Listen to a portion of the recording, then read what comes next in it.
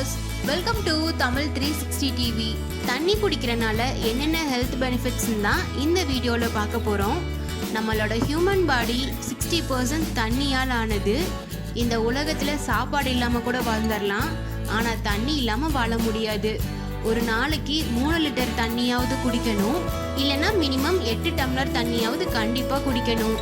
தண்ணியில் calcium, sodium, potassium, iron, ஃப்ளூரைட்னு நிறைய minerals இருக்குது. ஃபர்ஸ்ட் ஒன், நம்ம ஒவ்வொருத்தரோட உடம்புலையும் குறைஞ்சது ஒரு நாளைக்கு மில்லியன் கணக்கில் கழிவுகள் சேரும்.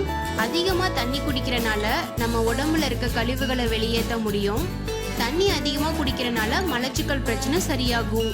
செகண்ட் ஒன், நம்ம உடம்புல தண்ணியோட அளவு குறையும் போது தோல் வறண்டு போயிடும். நம்ம உடம்பு வறண்டு போனது ஃபேஸ்லையும் ஸ்கின்லையும் தான் வெளிப்படையாக தெரியும்.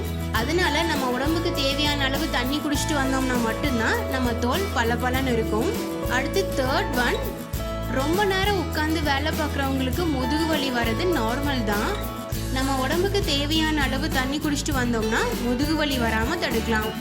அடுத்து ஃபோர்த் ஒன், தண்ணி நிறைய குடிக்கிறனால நம்ம உடம்புல இருக்க கலோரிகளை எரிக்க முடியும்.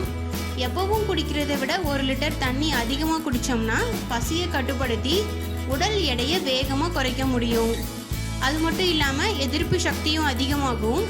அடுத்து ஃபிஃப்த்து ஒன், நம்ம உடம்பு 60% தண்ணியால் ஆனதுனால நம்ம உடம்புக்கு தேவையான அளவு தண்ணி குடிக்கலன்னா தலைவலி வரும்.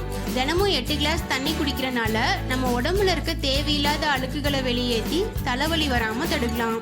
அடுத்து தண்ணி நிறைய குடிக்கிறனால நம்ம முடியோட வேர்க்கு போதுமான ஊட்டச்சத்து கிடைக்கும். உச்சந்தலையை ஆரோக்கியமாக வச்சுக்கும். ரத்த ஓட்டம் அதிகமாகும்.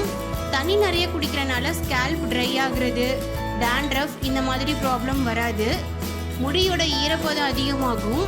தண்ணியில் இருக்க அயன், பொட்டாசியம், கால்சியம், சோடியம் இதெல்லாமே முடி வளர்கிறதுக்கு ஹெல்ப் பண்ணுது.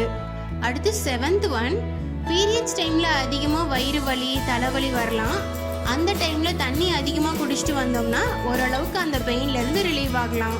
நம்ம சாப்பிட்ற நேரத்தை தவிர மற்ற நேரத்தில் தண்ணியை நின்றுட்டு தான் குடிக்கிறோம். அப்படி குடிக்கக்கூடாது. எவ்வளோ அவசரமாக இருந்தாலும் உட்காந்து தான் தண்ணி குடிக்கணும்.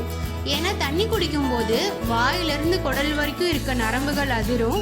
நின்றுட்டு தண்ணி குடித்தோம்னா ஹார்மோன் இம்பேலன்ஸ் ஆகி அஜீரண கோளாறு பிரச்சனைகள் வரலாம்.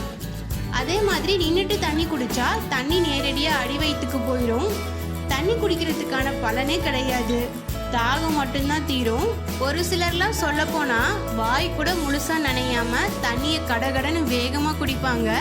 அப்படி வேகமா குடிக்கும்போது கிட்னில இருக்க அழுக்கு வெளியேறாம அப்படியே கீழே படிகிறதுக்கான வாய்ப்பு அதிகமா இருக்கு. ஸோ முடிஞ்ச அளவுக்கு உட்கார்ந்து தண்ணி குடிங்க. சாப்பிடும்போது தண்ணி குடிக்க கூடாது. சாப்பிட்றதுக்கு முன்னாடி இல்லைன்னா சாப்பிட்டதுக்கு அப்புறம் தண்ணி குடிக்கிறது நல்லது. ஓகே, தண்ணி குடிக்கிறனால என்னென்ன ஹெல்த் பெனிஃபிட்ஸ்னு இப்போ உங்களுக்கு தெரிஞ்சிருக்கும். கண்டிப்பாக இந்த வீடியோ உங்களுக்கு யூஸ்ஃபுல்லாக இருக்கும்னு நம்புகிறேன். மறக்காமல் நீங்கள் விரும்புகிற ஒருத்தருக்கு இந்த வீடியோவை சோஷியல் மீடியாவில் ஷேர் பண்ணுங்கள். TAMIL360 டிவியை சப்ஸ்கிரைப் பண்ணலன்னா இப்போவே கீழே இருக்க ரெட் கலர் பட்டனை அழுத்தி சப்ஸ்கிரைப் பண்ணிக்கோங்க. நாங்கள் அப்லோட் பண்ணுற வீடியோஸை உடனுக்குடன் தெரிஞ்சுக்கணும் அப்படின்னா மறக்காமல் பக்கத்தில் இருக்க பெல் ஐக்கானையும் கிளிக் பண்ணிக்கோங்க.